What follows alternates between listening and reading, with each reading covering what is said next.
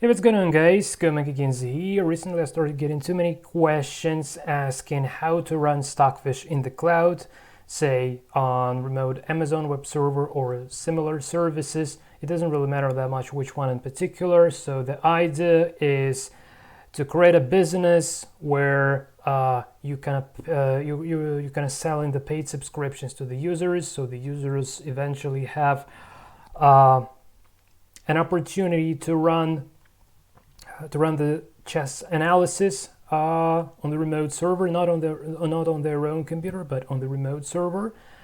And the question is how technically this can be done in terms of how to establish the interaction between the end user that logs in within the browser, no matter if this is the web interface or, most likely it always would be the web interface, but it doesn't really matter that much if this is the separate website or say a Discord channel. So it doesn't really matter that much how exactly this is going to be done eventually. So the only thing that actually matters is how the certain environment looks like. So this video is more like intended for not very technical people, I would say, because for technical people it's crystal clear that you actually need to establish an HTTP server that would be interacting with an engine instance, right? But for non-technical people, for some reason they often think that running chess engine on remote server is something similar to running it on your local machine, and it is so, definitely, but it's not really that easy because we actually need to establish the interaction between the browser, between the user who uses the browser as the entry point, and also we need actually the backend code that would be running, that would be interacting between the user and the engine. And also we need to, obviously we need to do this in the cloud. So I currently have a ready-made proof of concept solution that actually implements this kind of model. So in this video, I'll describe in details how it works. We'll walk through the code and I'll try to highlight the most important things. And at the very end, when the technical part is over, when the demonstration is over, we will then go for kind of like pros and cons of cloud computing, how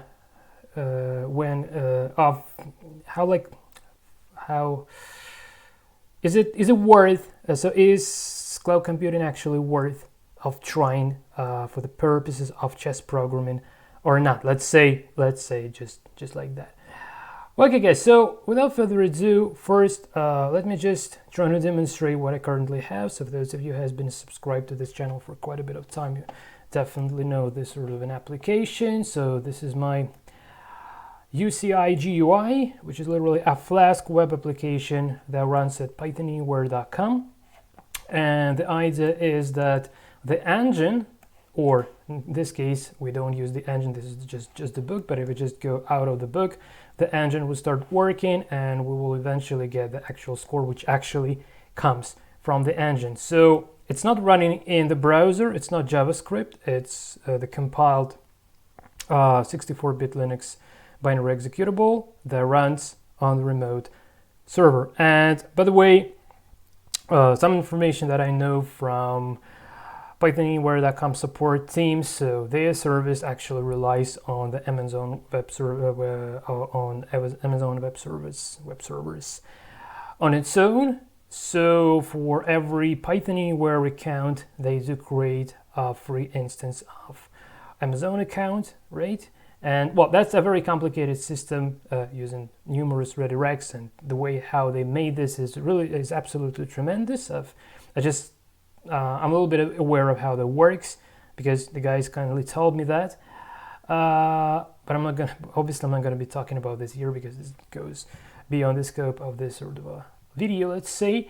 So what has just happened under the hood when I move the piece and let's say computer responses? So this doesn't work in my browser, right? So the moves are actually calculated somewhere on the Amazon web server, which is kind of like manipulated by this Pythonanywhere middleware. Let's say like that. Just a very simple words. I'm just trying to explain this in a non-technical way, so the vast majority of viewers could be able to understand this. So let's just open the developer tool. So Control-Shift-I or right-click, inspect element, and I just want to go to the network tab, and let me just update the stuff here.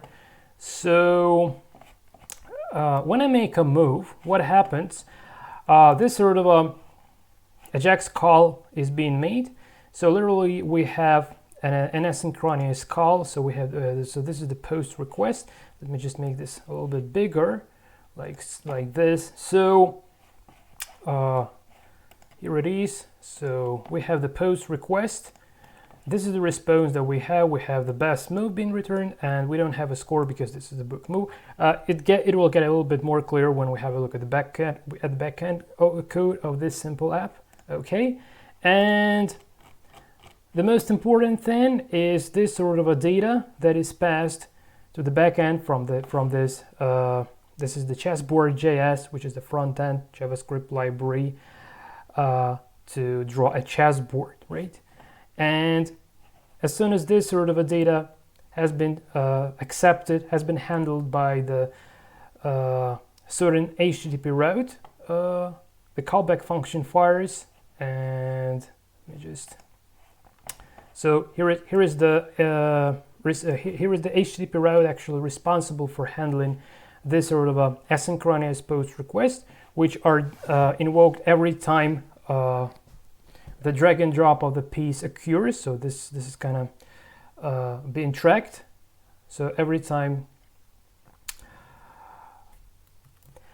this drag and drop event actually fires, we do send this post request. So let's actually dive into the code to give you a bit more idea of how this works. So here's the README.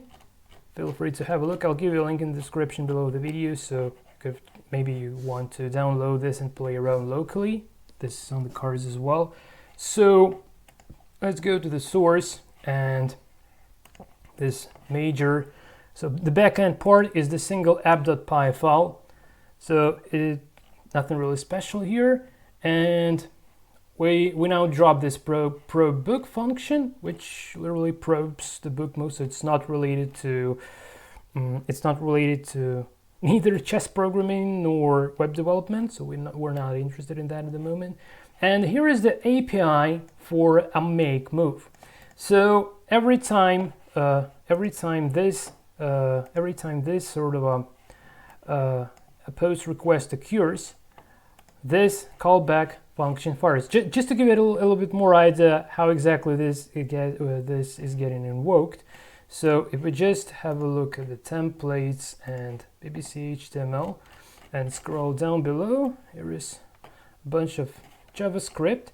So here it is. So the make move function is called every time this piece drag and drop event fires. Okay, so here is the post request that we're making. So we're taking the PGN from the chess.js library, which is a library used here to hold the state of the game, like all the moves, like the history moves of the entire game. Okay, so we send this PGN, and this PGN is available here. So see, like here we had the only move E4. Here we already have moves like E4, E5, knight F3. So literally all the moves being made on board are sent right over in here. As far as we're not using this fixed depth search, it's equal to 0. Move time instant is just to save the energy of the remote server. So if many users would be running this simultaneously, just to avoid it getting collapsed, I'm using this instant because like most people would just try to play and only few would make this kind of thinking for a time. But anyway, if I just change this sort of a thing and make a move, in this case, maybe I need to start a new game, I'm not sure. Okay guys, just hold on a sec, let me just start a new game. And that was probably because of the book move. Anyway, yeah, that's because of the book move.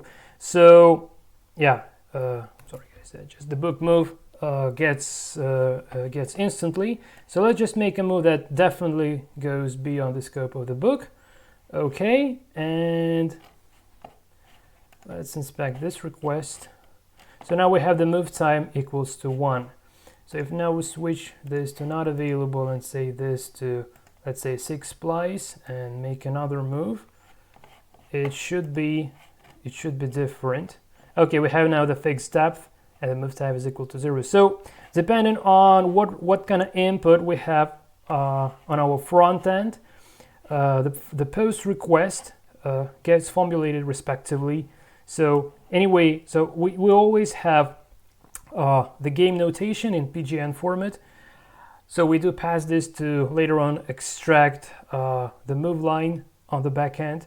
Okay, and we have this to specific parameters. So whether we are going for a fixed depth or for a fixed time.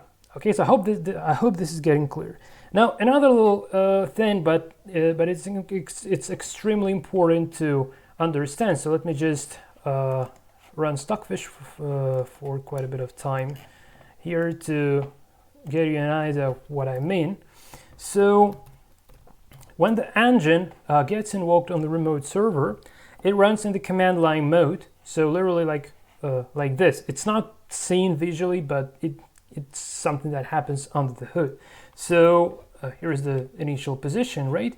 And let's say we want to initialize the board to the current board state. So let's say, well, this one is a little bit too complicated. So let's stick to E2, E4, E7, E5. So that would be just enough to show. So let's say position start pause. These I'm currently using so-called UCI command.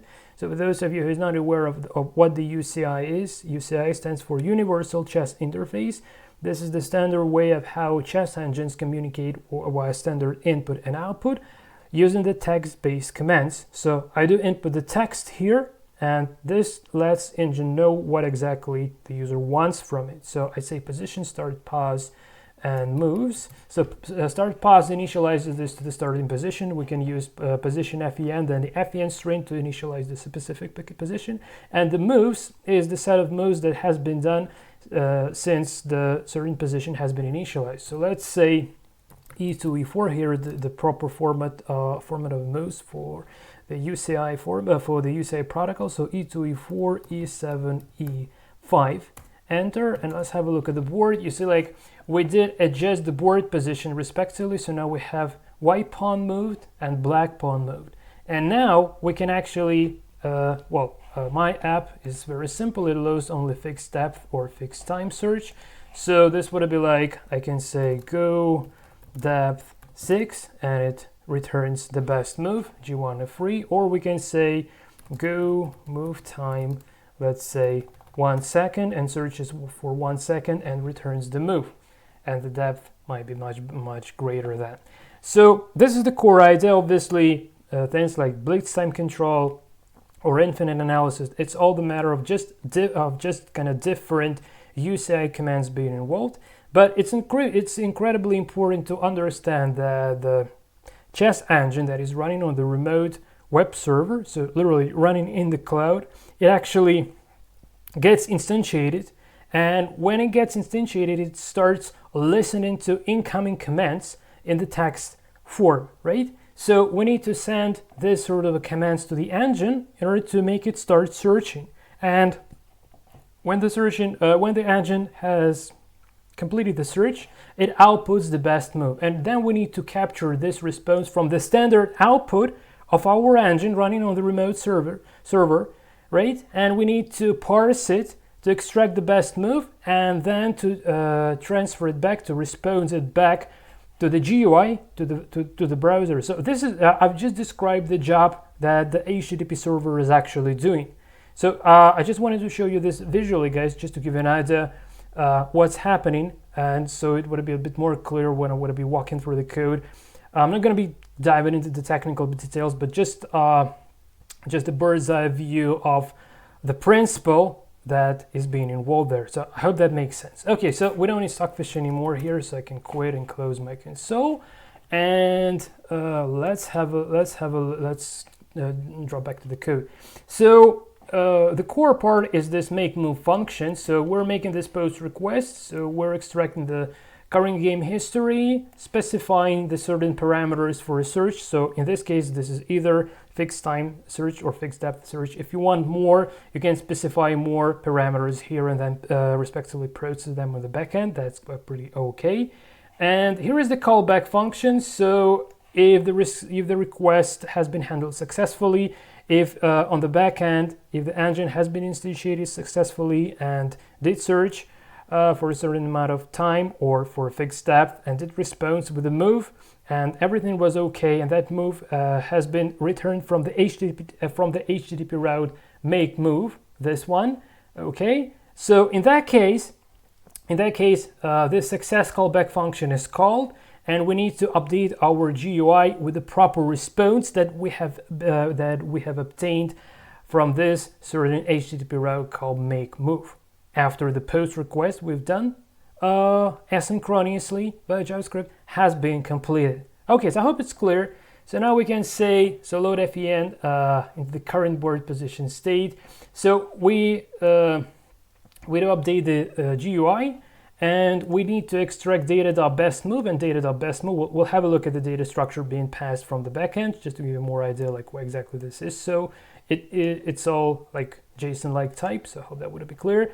So here we need to extract the best move. Literally, by saying best move, I mean the move that has been done by the engine. So the last move was knight c6. This is the best move here.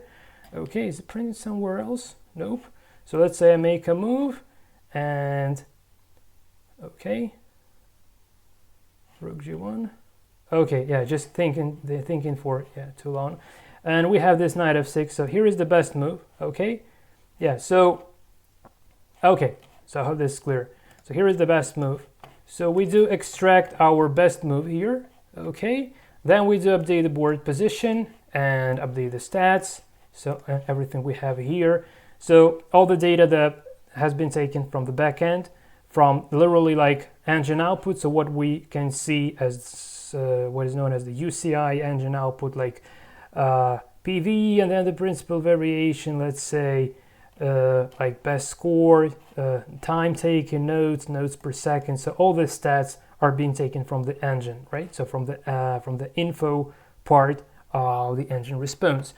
Okay, and yeah, the rest of code just handles the GUI controls, so nothing really special here. Okay, now let's go to the most tasty part. So how the backend API actually works.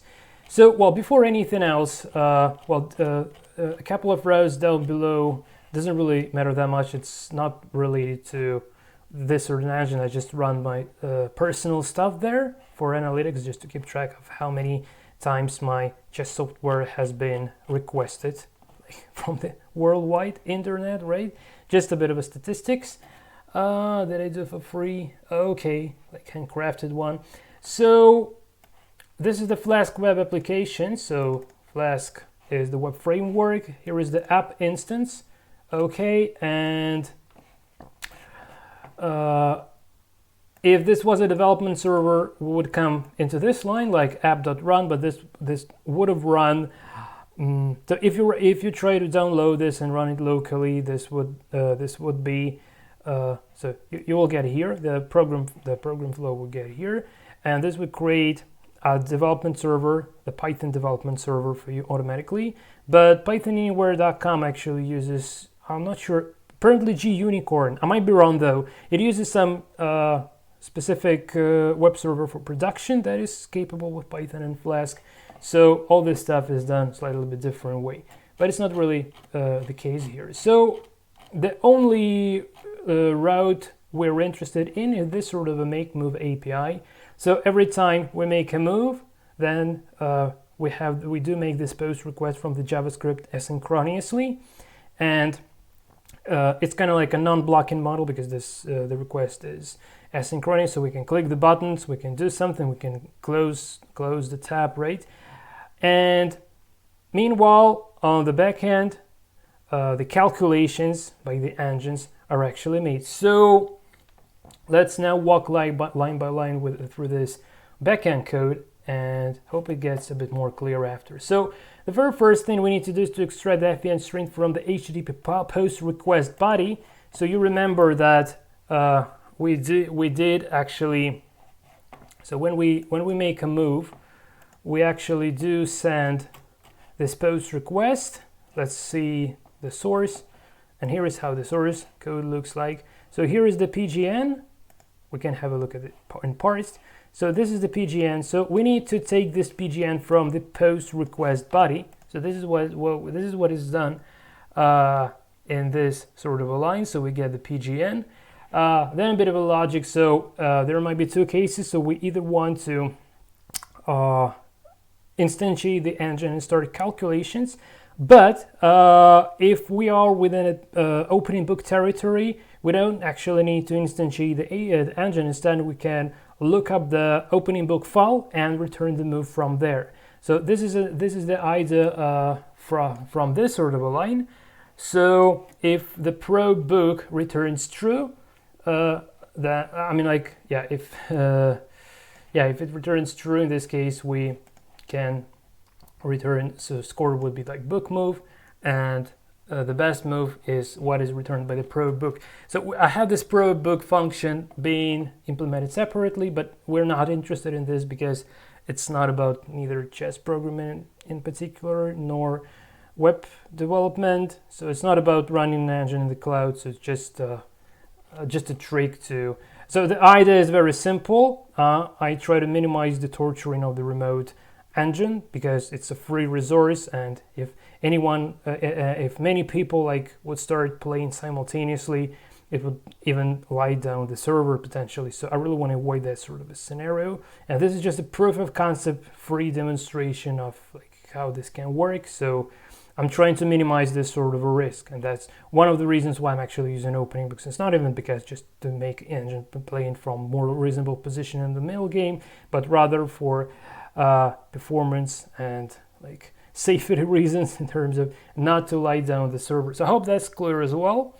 Okay, so the next thing, so we need to read the game moves from the PGN, and here we're using the chess.js library, which allows us to actually read from that sort of a PGN format that we've taken from the front end. So it does parse the PGN automatically.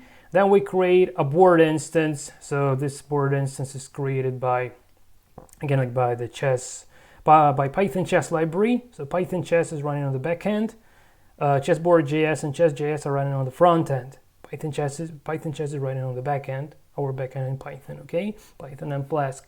So we initialize on the board, and then we're looping over the moves and making these moves on the internal board on the back end using the Python chess library. So we're not touching a chess engine at the moment currently. Up to this moment, we didn't touch a chess engine. We did nothing to that. So there is no chess engine running here. But the next line actually creates a new operating system process running. In this case, it's running my BBC 1.4, but here you can imagine whatever UCI compatible engine. Actually, Python chess probably handles export engines as well. That needs to be tested. I don't remember this by heart, but that should be the case. So whatever engine, let's say whatever UCI compatible engine that is capable of interacting in this standard input output using the textual commands like UCI new game, position, start, pause, moves, etc. So this should be working. So we're creating the engine, and please note that the engine actually gets created for every single move separately. So I don't have an engine instance running and talking to that engine instance once this sort of a route callback actually fires. It's not the case. So the design pattern I'm sticking to is the following. So no matter how many people, or even within the single game, so every next move is the matter of, so we do the move in the GUI, we create a chess engine instance, we make it work, it works, then we close in the chess engine instance, and removing this. So the idea is to avoid multiple chess engine instances working on the remote server simultaneously. Again, like for safety reasons, just to avoid lying down the server, because this is the free resource, and chess engine is a very processing power consuming app, to say it least. So I hope that's clear. You just try to run 100 Stockfishes on your own computer and see what happens. So that's the sort of a scenario that I try to avoid at any cost on this sort of remote server. So every time when you're building an app that relies on the remote server processing power, you always need to keep in mind the capacity, so how many requests it can handle, how many processing power it has. Well, say at Amazon Web Services, they have EC2, which stands for Elastic Container 2, which allows you to dynamically allocate the processing power in response to the growing activity of this like processing power consuming task, let's say like the chess engine. But bear in mind that the more processing power you're using, the more the bigger bill you will get at the end of the month, which might be a little bit surprising to say at least. So that's another thing to bear in mind. Okay, so once we've created an instance of a chess engine, then we need to parse the parameters. So either we need to go for a fixed time search or for a fixed depth search. If you want to run the infinite analysis or whatever else mode like Blitz or whatever else USI compatible mode, in that case you need to handle that as well, but I have only these two. So in this case there might be two scenarios, so either the fixed time or fixed depth. So in the case of the fixed time, I'm running the command engine analyze and time limit, and here engine analyze, and actually hold on a sec. Oh no, this is it. So this is the instant mode. So 100 milliseconds, and if this is not an instant mode, then we parse like 1 second, 2 seconds, or how many seconds we want to search for, and and do it here. And otherwise, if we're dealing with a fixed depth, then respectively we have this depth limit. So here we have the time limit, here we have the depth limit. So all this stuff is handled automatically by Python chess library, which is another great example of how handy it is to use Python, Flask, and Python chess library all together if you want to run the remote instance of your chess engine somewhere in the cloud. Okay, and finally, so this line is the most important from the design pattern perspective. So when the engine is done, we actually close this operating system process. So if you have a look at your task manager on your operating system, if you could have done the same on the remote server, say doing this by typing the top command in the console, right? So then you would see like engine appears and makes the move, and then the engine process disappears. Another move, again, like engine appears, it calculates the move, and then the engine disappears. So this is the design I'm currently sticking to. So the most processing power friendly mode, I would say. So we're not torturing the operating the random access memory.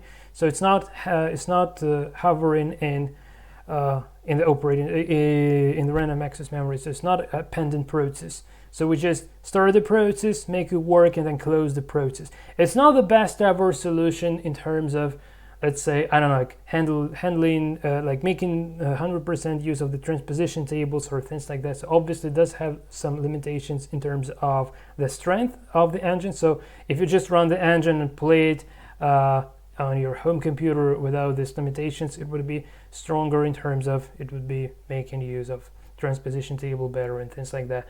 But here again, it's just a matter of the proof of concept. So we just need to prove this concept.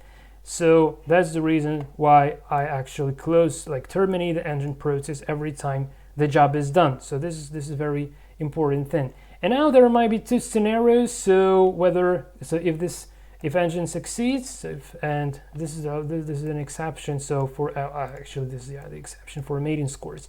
So it doesn't really matter that much. So you can just ignore this try except for now. Let's focus on this code. So the next thing to consider, so this info variable contains the output that has been extracted from the std out, also known as standard output, from the engine process. So we've stored that. Then we've terminated. We've terminated the engine, but before doing this, we actually did extract the standard output process. So it automatically gets parsed by the Python chess library. So from there we can do it in a quite pretty handy way. We can extract. So this is kind of dictionary. So we have the PV, we have the score.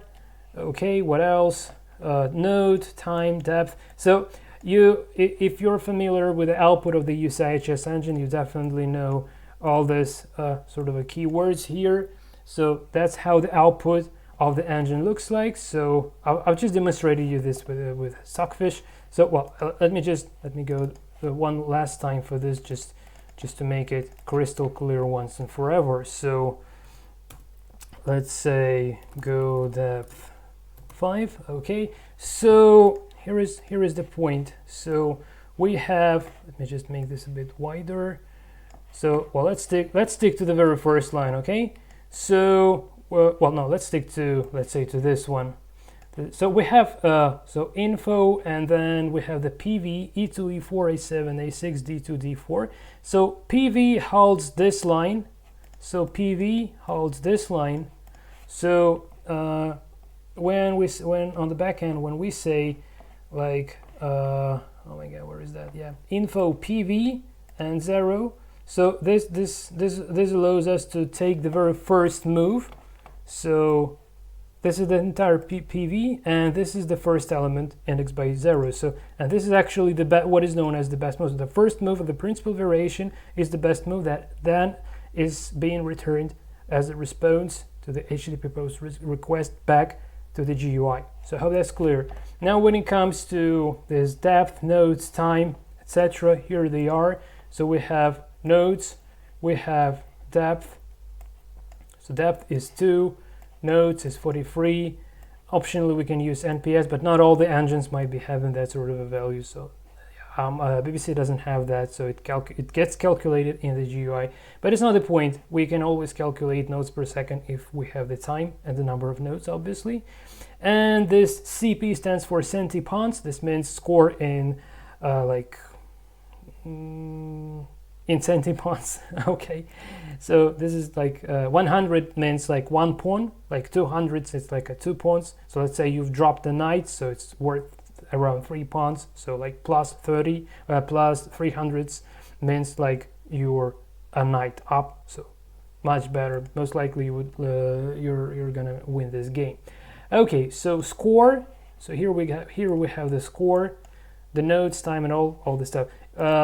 It doesn't. My engine doesn't count the table hits or like table base hits or things like that. It's not essential again, but just to give you an idea. And once all the data has been extracted from this sort of so it actually extracts data from the very last line. Okay, and once it has been done, once it has been extracted, it returns this sort of a JSON-like data structure. So we have the FVN, best move, score, depth, PV, nodes, and time. And then, as I've been showing previously, so a successful callback function from the post request that we've done from the GUI looks like this. So we have the best move. Okay, so best move being associated here. So we got it here. Okay, we have the depth, the FEN, nodes, principal variation, score, time. So literally all the information we needed from the engine is being captured by the callback function from the post request, right? And then we can in the browser, in the front end, we use that information to update our table containing the scores. We also do some calculations to get the kilonodes per second. So I hope that's clear. And also we can print the PGN. Well, actually PGN is printed from the front end's chess.js library, not from the back end. So it's a little bit different story. Okay, guys. So this was the core gist essence of how actually to run a certain given chess engine on the remote server, so in the cloud, how to run this in the cloud. Okay, and this is it regarding this kind of environment. So as you've hopefully you've hopefully understood, it's not a matter of just running an engine, right? So you also need to establish the HTTP server. So literally you need a web application, and the toolchain that I'm sticking to is Python as a backend programming language. You obviously have Python on, let's say, on Amazon Web Server instance. You will have Python there being installed because the Linux instance on its own already has Python for system purposes. That's enough. You can try your own, but that's literally enough. So then you need some web framework. I'm using Flask, the most simple one, because like very, very simple and straightforward way to establish a development server, and also you can easily connect this to like GUnicorn or whatever production server. But again, like when I've been playing around with Amazon Web Servers in the past, and also when I've been doing my freelancing jobs, it's like 90-100% of you're actually running Python development server and using GUnicorn just to redirect from the kind of outer world incoming HTTP request through the local Amazon network, and then just redirecting to the server, to the development server running. Well, from the client's perspective, it's kind of the same. Well, obviously in production you need to change to the actual front-end server, but it's not. This is kind of like more web development related details, and it's really kind of a bit of it's a little bit out of the scope of this video. Okay, so now when I've just described how this how a chess engine can be run on the remote server, now it's time to talk regarding the pros and cons of doing so. So this is the most essential part, and here is the deal. So if the user, if you have like, I don't know, like 10 users, and if these 10 users kind of like, let's say playing chess, I don't know, maybe once a week, then that's okay, right? So if you don't have many concurrent users, that's okay. But if it's the matter of selling some sort of a paid subscriptions, so if you want to offer your user things like remote analysis, then there is plenty amount of things to bear in mind. So the first thing, so let's say you're sticking to the free tier at Amazon, right? So in that case, I know two types of free tiers at Amazon currently. It's the EC2, which stands for Elastic Container 2, and Amazon DynamoDB. The second one is always free. I don't remember by heart like what's the processing capacity of that, but for this sort of a purpose, EC2, Elastic Container 2, is way more profitable because when you need more power, it would allocate more processing power for you automatically. However, you always need to be ready to pay the bills at the end of the month, because yeah, it might be really surprising. So the idea is that you need to make sure that this sort of a thing would be profitable to you. So like, I just want to say that chess engines really takes lots of resources, and if you just run it for 100 milliseconds, that's literally nothing. If you run it for, let's say, 5 seconds per move, it's okay as well. But let's say that you run your engine for, let's say you want to go for infinite analysis, right, for an hour, and if this is the only user who does so, this is probably okay. But they have 750 free hours. So you just imagine if you have 750 subscribers, and already, right? Let's say you have 750 subscribers, and then you wanna, and then everyone runs analysis for 1 hour every day, right? Then in 1 day, your free resource would get exhausted, right? Or let's say you have 100 users, okay? And they running their analysis for 1 hour per day, every day. So this is like 30 hours. Multiplied by 10, this would be 300 hours. So it seems like okay, but again, like if you're selling the 24 hours, 7 days a week subscription, this doesn't make any sense at all, because it would get exhausted very quickly. And when it comes to like paid stuff, you really need to be sure that the amount of money you're taking for a subscription would be at least enough to pay your bills to Amazon. So I hope you understand what I'm currently talking about. So it's really important to calculate that. Amazon has like calculators, like pricing, monthly prices kind of calculators for this sort of a purposes. So this can be calculated, and again, it's not programming, it's not web development, not just programming. You can go for this sort of a thing on your own. So that's another kind of important thing to bear in mind. But even if this sort of things are not an issue for you, here is another thing that you really need to take care of. So the design pattern that I've been introducing in this video. So you just create an instance, and then the instance of the chess engine does the job, and then it gets closed. So it's probably one of the most reasonable for this sort of a tasks. But again, like let's imagine this infinite analysis, and let's imagine 100 concurrent users. So this literally means that you're having 100 of Stockfishes running at the same time on your instance.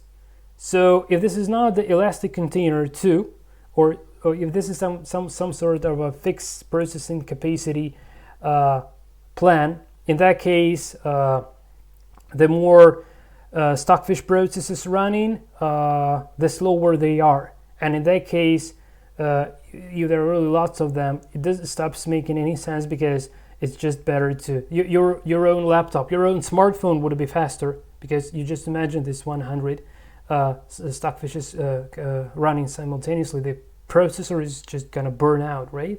So I mean, like Amazon Web Servers in most cases just virtual instances, so there is no physical processor, and it's a really complicated thing how it works. But I'm just trying to give you the very gist that you can imagine as if it was your computer. So just to give a bit more kind of clear understanding. So in that case, we are facing the problem of scalability. Okay, so in this case, what kind of design would seem the most like the most appropriate one? So it's really naturally to provide a single virtual Amazon Web Server instance per user per paid subscription. And bearing in mind the fact that the amount of processing power being spent by that sort of a user might be different. So let's say 1 month he runs engine for an hour every day, and let's say another month he runs his engine like 4 hours per day, like 7 days in a week, right? Let's imagine that sort of a situation. So you can't build this in exactly the same way, right? So you need somehow to forward the billing from Amazon Web Server to that sort of a user. And also you need to add some fees for your own service for the fact that you're actually doing this, right? But this already involves a way more complicated design, because the design that I've introduced here assumes the only remote web server instance. So if it is the matter of creating a new Amazon Web Server instance per account, then you actually need to implement something that what guys did at Pythonanywhere.com. So what happens? So I know this might be like really far away from chess programming, but this is very important thing in terms of scalability. So I really feel like I need to tell you about this, guys. So like a very general, like a bit of vague, but very general understanding, like how Pythonanywhere works. And this is information from the support team I have been in touch with in the past. Okay, so to create a new account at Pythonanywhere.com means that a new Amazon Web Server instance is being created in response. So every user Pythonanywhere.com has is connected to a different, to a separate Amazon Web Server. Okay, and well, obviously you can kill that, and they would be trying to restore it back, but it's not the point. So here is the idea. So they have a very complicated system that allows to associate a certain user with a certain instance, and they have a great bunch of middleware for security reasons. So let's say, so you couldn't access to someone else's account or virtual Linux machine, and all this stuff. So I don't know even how to explain this. So it's already so far away from the issue of a chess programming, but this is the issue of the scalability. So if you want a really powerful analysis for an engine, then running the engine on its own and making a web server is just I don't know, maybe 5% of the entire task. And the biggest issue there would be to manage that sort of a processing power dynamically and billing dynamically. So it's the project of completely different levels. I hope you understand what I'm currently talking about, guys, because this is very essential, right?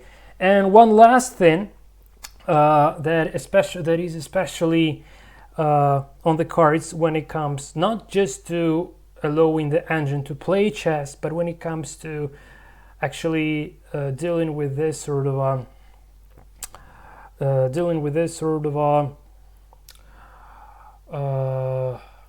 infinite analysis. So that's the idea. So currently, how this works in my app. So by the time engine is calculating, we don't see the output of the UCI output in the real-time mode, right?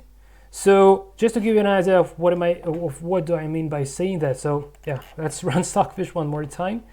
So let's say go infinite, which is the infinite analysis.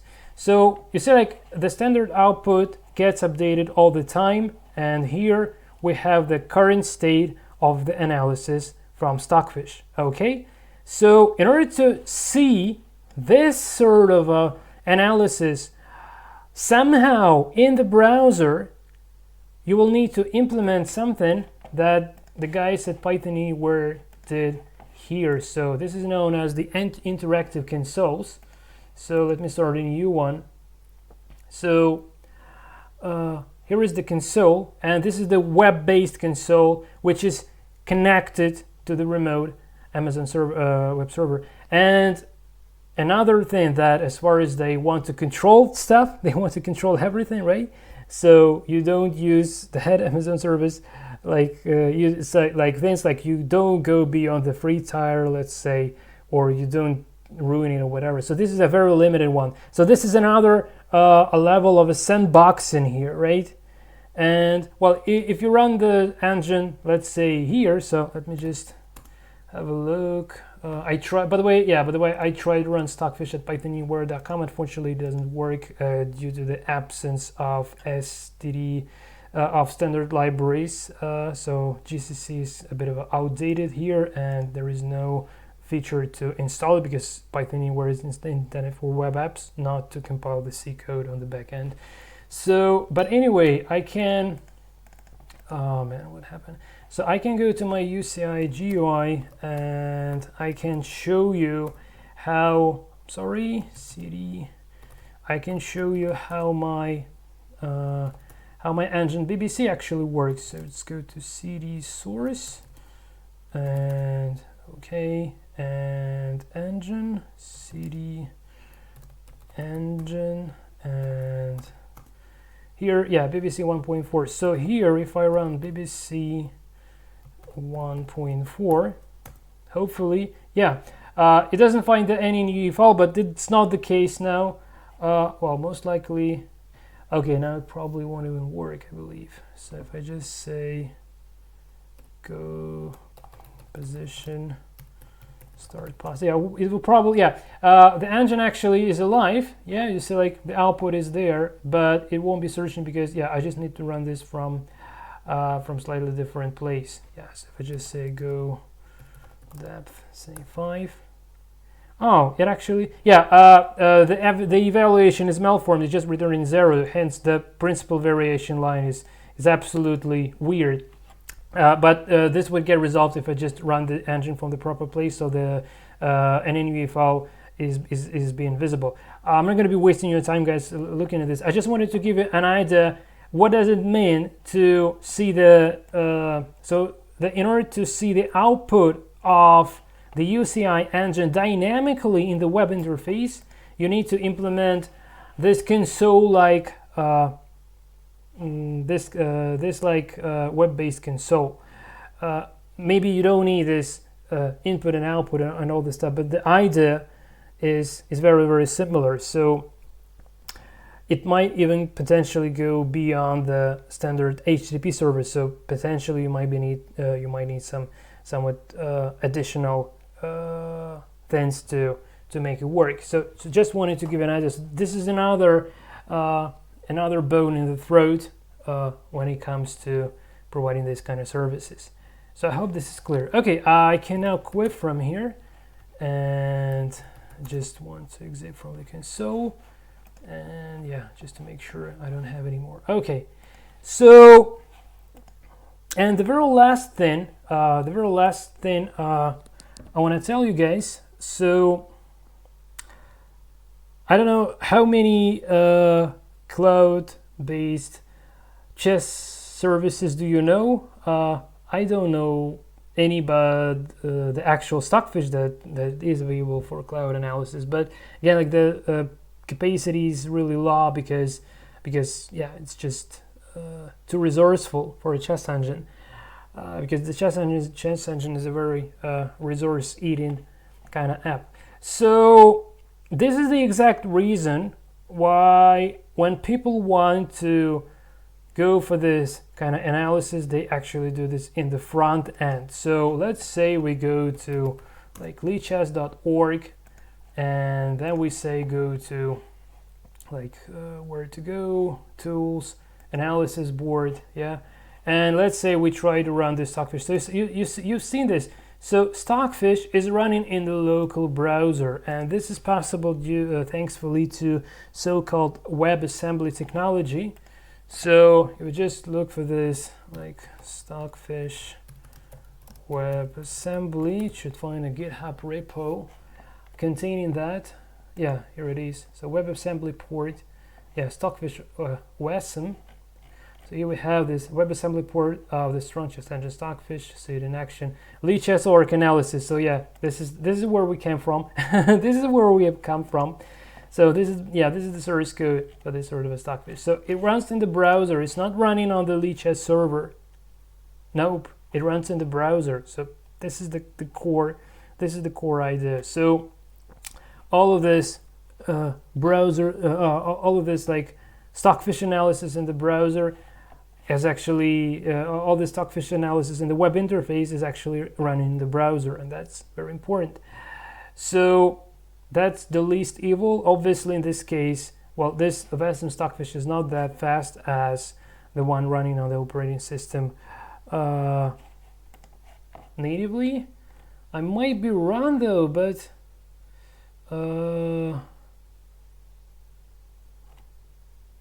sorry guys, I wasn't really preparing for this. It should be slower. Not significantly, but it should be slower. But well, okay. I'm not gonna be stating anything because this really needs to be checked out. Yeah, but anyway, when the Stockfish or whatever engine is running on the front end, literally in your browser, it would always mean that its power, like its speed, like its node per seconds, it results within the analysis. it would be the matter of your computer's processing power. Okay, so this is really interesting. Yeah, by the way, yeah, I think, yeah, I see like they probably recently connected the cloud version as well. Go deeper, or yeah, maybe just well, I need to be aware of this slightly better next time. Yeah, but yeah, for some reason here they like print local browser. Can I? Yeah, we just turned this on. Okay. Yeah, maybe just a fixed depth or something. Oh, here I just requested the cloud analysis. Apparently, yeah, it takes ages to complete. So yeah, can I drop this somehow? Okay. Yeah, probably they just make this bind to the cloud Stockfish as well. But yeah, before I clicked this button, everything was fine because my local computer was actually working. Yeah, so that's the case. Yeah, just I don't really want to wait for this. Okay, guys. So leadchess.org, chess.com. Let's go to chess.com. That's much better idea. Gives a much better idea of this sort of a thing. So let's say we go play with the bot. Play computer. And yeah, so if we just choose a certain bot, network, it's using some version of Komodo chess engine. I've been talking to Larry Kaufman, one of the authors, and the grandmasters as well, very solid. One of the he's a part of Komodo team. Yeah. So can I? Oh, that was probably one of my previous games.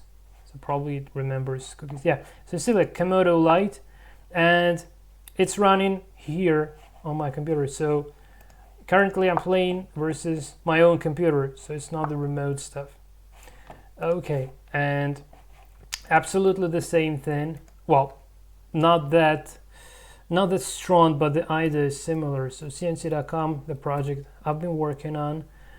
So here my Chinese chess engine is available to play against, but in this case it's not the WebAssembly, but just the bare JavaScript. So we just join as the guest, and we just go to play with computer in this case, and just have a look at the console.